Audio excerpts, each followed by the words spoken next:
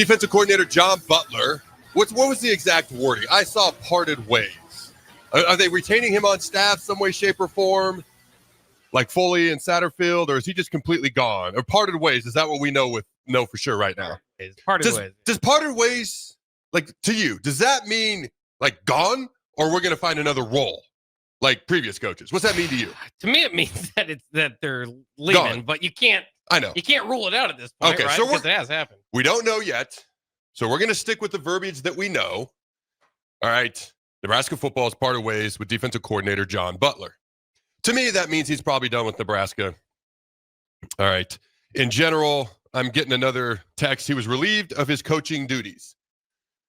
Let's be honest. He could also be brought back in another role. I don't think that's likely. I think he's probably just done here at Nebraska. But that is the news that is about 39 minutes, 42 minutes old. It's 12:03 now. I saw it at 11:21. Maybe it broke before that. But John Butler and Nebraska's parted ways with defensive coordinator John Butler. So we all knew changes had to happen. Changes had to be made. Okay, before we dive into this, obviously we've got about 1,004,822 billion things to talk about. So in our last two games, the Black Shirts, the ball was ran against them 85 times for 444 yards. And even when it came to defending the pass, I remember after the game, Iowa had 166 pass yards, and immediately I was like, what? That's it? And then I looked at the yards per reception. It was like over 18 yards. And if you look at the last two games combined, it's 17.3 yards per reception versus Iowa versus Penn State the past couple of games. So my initial reaction, I was surprised. This was, do you remember when he was hired? I remember when he was hired, pretty much everybody questioned it. I'm not questioning the guy's resume, but everybody was like, really? There's not better candidates out there. Rhule said, this is the guy I want. Do you remember that? Yeah, maybe the players vouched for him. That was part of it. By the way, I did confirm it was putting out on the text line. Phil Snow will be the interim defensive coordinator for now. So for the bowl game, basically. Yeah, which is what John Butler was doing last year as the interim defensive coordinator last year. Dude, that's a crazy point to make right there. Yeah, he was the interim defensive coordinator before he became the full-time defensive coordinator. Changes had to happen. Matt Rhule has shown the propensity to make changes in the past, like bringing in Dana Holgorsen, who wasn't even on staff, to be the offensive coordinator in November. Okay, so he's shown the propensity to do this in the past. New special teams coordinator. He has a long-term personal tie with Ed Foley. Still made the change. And then defensively, obviously, Tony White, Terrence Knight, and they go to Florida State. He hires John Butler, brings in Terry Braden. He's incredibly loyal to coaches. So you knew changes had to happen. You just didn't know what was going to happen. You look around, the defense did not perform well down the stretch. They did not perform well the last two games against two teams who were not going to threaten you vertically, who were not going to threaten you with the pass. You still couldn't stop the run. And we still didn't stop the run. Can you do 444 divided by 85 real quick? I want to get the yards per carry average over the last two games. I watched Rutgers lose by 4 points to Penn State. Rutgers. Was it Dirk? And he can be over the top. I don't want to say over the top. He can be overly critical at times, and that's his right. That's his prerogative. I'm not knocking it. But he's like basically Nebraska's Rutgers with merchandise. There's something like that on X. Did you see that? I saw that. And by the way, and end zones to match. Now that our end zones look like Rutgers. Oh, wow. Bad news Bach is back. All right. It's actually a good point. It's a valid point. What's the yards per rush? 5.22. I'll be honest with you. I thought it was worse than that. But you're giving up every time they run the ball, they get over 5 yards. I mean, just run the ball twice in a row. It's a first down. Now, obviously, that's not how it works. But just mathematically, you have to go to third down 2/3 of the time. So you knew changes had to be made. You immediately look at the defensive coordinator. The defensive line struggled. Do you look at the defensive line coach? The offensive line struggled this year. Do you look at the offensive line coach? The offense, you would look at Holgorsen and you would think that he would be safe. I'm hoping that I want to see a Dana Holgorsen offense look like a Dana Holgorsen offense.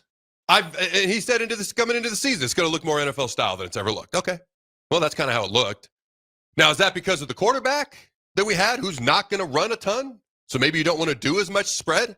Was that dictated to him? He said he chose to learn their lingo and he was free to do what he wanted. Was there a little bit of dictation to it from whether it be Rhule or whether it Raiola, or he's just trying to fit Raiola's skill set? I don't know. Like, I don't know that a change at OC needs to be made. Maybe it will. I don't know. I'd be mildly surprised.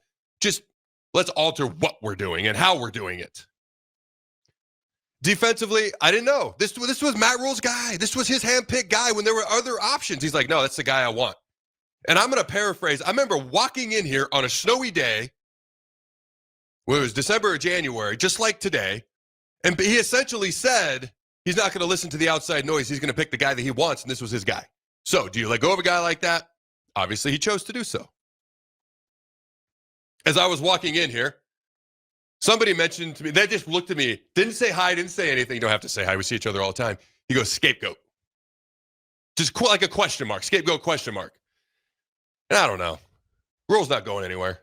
I think changes have to be made. I think there's question marks in a lot of spots.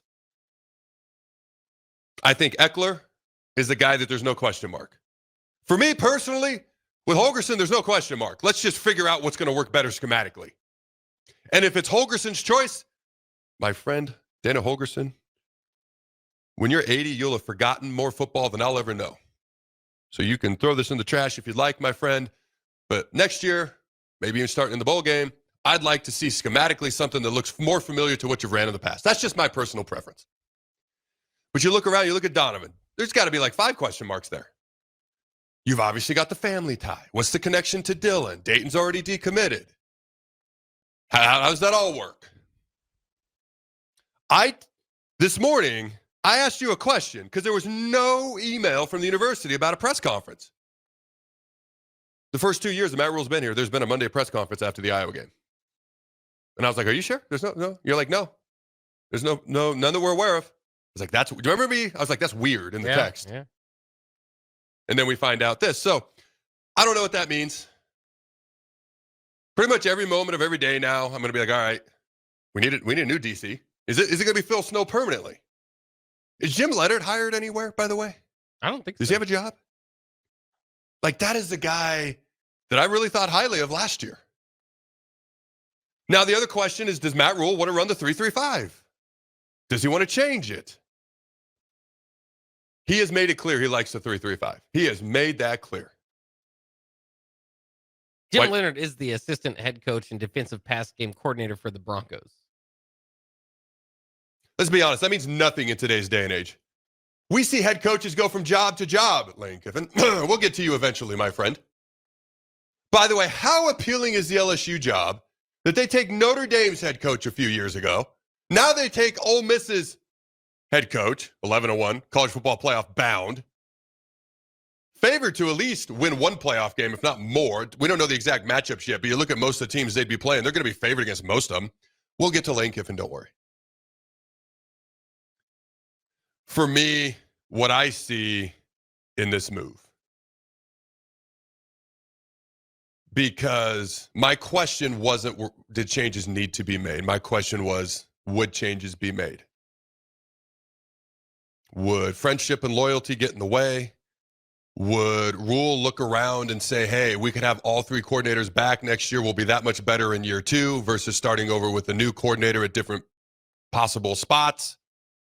How is he going to look at it? How is he going to evaluate things? My understanding is that, let's be honest, Rhule helped more with the defense this year than he did the offense. Was that not your understanding? And Phil Snow? Yeah. Okay. We know Rhule's not going anywhere because I had a couple of people say, well, the buck stops at the top. Well, that's true, but Rhule's not going anywhere. So what else needs to change? What else needs to happen? I guess I was a little bit surprised that this happened with Butler, not because it should or shouldn't happen, but because I had my doubts whether something like this would happen, whether it's Butler, whether it's somewhere else. And now, now we know all bets are off, and we just got to see what happens. As far as prospective defensive coordinators, I mean, I've had what did I say, 42 minutes before we went on air? I mean, Phil Snow is a possibility. Jim Leonard is a possibility. These are guys who are just popping into my head right now. Oh, wow. This isn't bad news, Bach, but this is wow news, Carriker. All right, I just came up with that on the spot. What do you think of that? There is a real chance that Tony White might be available.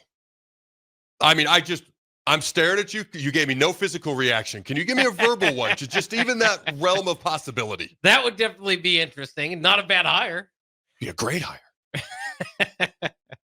Let's be honest. There's other things that are going to factor into that decision if he becomes available. They have nothing to do with football. Anything off the text line? Then let's roll some clips. But this is 93.7 the ticket after all, so you have to have the Bill Bush is available on as the defensive coordinator. I forgot. Yes. How could I forget about Coach Bush? Yes. Yes, absolutely. All right. Front runner. Just saying. And now, again, people are just kind of wondering, like Gorilla Bear says, is Braden still employed?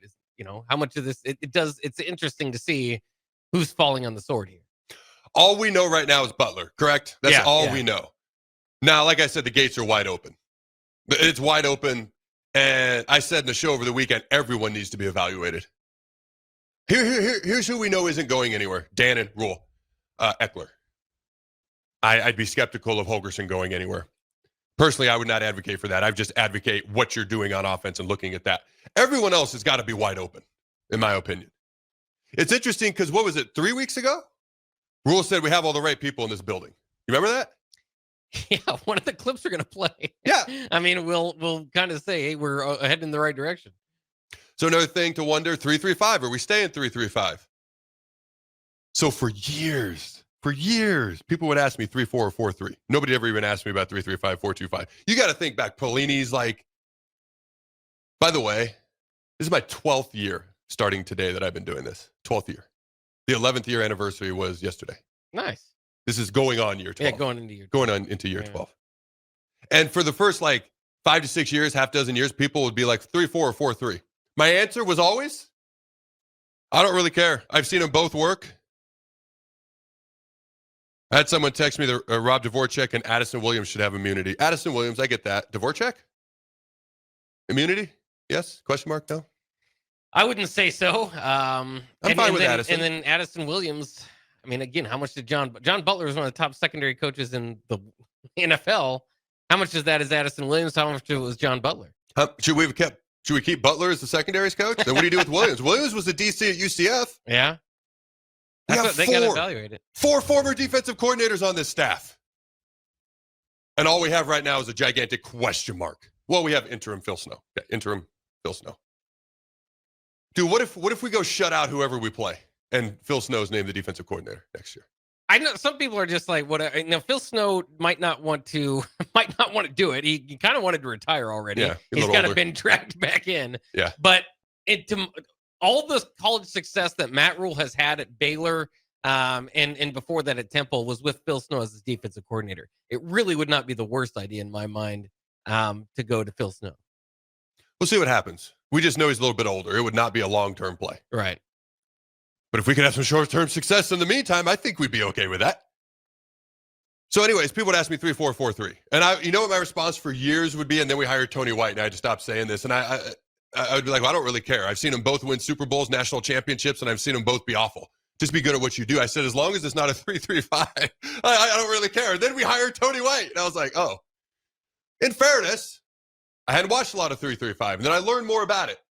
I think it's fair to say that the previous 2 years, we were a top 20 defense in the country under 3-3-5. So I'm going to go back to saying sometimes guys like me need to learn more. And again, sometimes it's not what you're doing, it's how good you're at doing whatever it is that you're doing. If you're going to run, the old Steve Spurrier, Danny Werfel, 4-5 wide, fun and gun, you better be good at it. Nebraska fans are going to point right to the Fiesta Bowl for good reason. But it was beyond just the offensive, hey, Nebraska, power football, option, run it 92,000 times a game. Be really good at what you do, whatever it is. That's the biggest thing. You have to. I think the biggest advantage Iowa has over us right now is they know exactly what the final product is supposed to look like. And if you know what the final product is supposed to look like, it's much easier to develop, to bring in the right guys, mentally, physically. You know the process. You know the guys you're looking for. You bring in the right guys, and then you know the process to get in there. Right now, I don't think we know the end of what we're looking for other than we want to win games. But we don't know what that team's supposed to look like in the process. Are we a pro-style offense? Are we a read option RPO offense? Are we an attack 'em defense that stops the run and struggles against the pass last year? Are we a great pass defense that struggles against the run this year? Like, I don't think we have any idea who we are. So how do we know who to bring in other than let's go get talented guys? How do we know how to develop them, which is why we haven't developed them like Iowa has? And then the scoreboard is what it frickin' is. We got to figure out who we want to be. And then the process to getting there will exponentially be clear. Doesn't mean it's easy. I almost used the word easier, but it's at least clear, which will make the process seem easier. You got to actually go do it.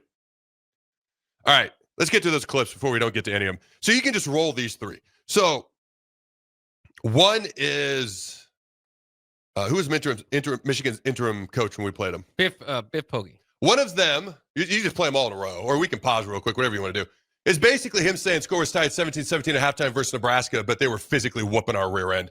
And here's what's going to happen in the second half, and then we saw what happened in the second half. The other one was Minnesota players basically saying, hey, it's like playing Nebraska. It's like, this is their words, like playing Oprah. You get a sack, you get a sack, everybody gets a sack. And then the other one was Kirk Ferentz, and in his defense, he's just talking to the team. He didn't know he was being recorded. He's just talking to a team, but basically he said, we were the tougher team today. It all comes down to who the tougher team is in all three of these clips, some of our worst losses of the year. Go ahead and roll them however you see fit, Jake. Clearly the tougher team. Yeah! That's Ferentz. Clearly the tougher team. One sack after another. And we looked up after the game, and I'm looking at Jackson Howard. I'm looking at Carter Menz. I'm like, you have two. Carter Menz has two. It was crazy. Then you come over to Kingsbury. Kingsbury had 1.5. It's like everybody gets a sack. It's an Oprah Winfrey out here. At halftime, I called him up before we went on the field, and I told him, I said, yeah, I know it's 17-17, but physically we're beating the snot out of them. So that last one was the Michigan interim coach at halftime, just beating the snot out of us. Not one of them said we're more talented. Not one of them said we have to change what we're doing schematically. Every single one of them came back to we're running right over them, essentially. We're running right over them. We're running right through them. And almost like there's pride in it. There's pride in being the tougher team, but just almost, I don't want to say surprised. The Minnesota guys were surprised. I want our identity to be blue collar, in your face, smash mouth, tough football. Whatever that looks like. I mean, you watch Rhule's Baylor teams, they were spread. Now, Temple was more fullback, I formation. Okay. At Baylor, they were spread, but you watch them play, they were physical. They ran the ball, they stopped the run. You can do it out of a spread offense.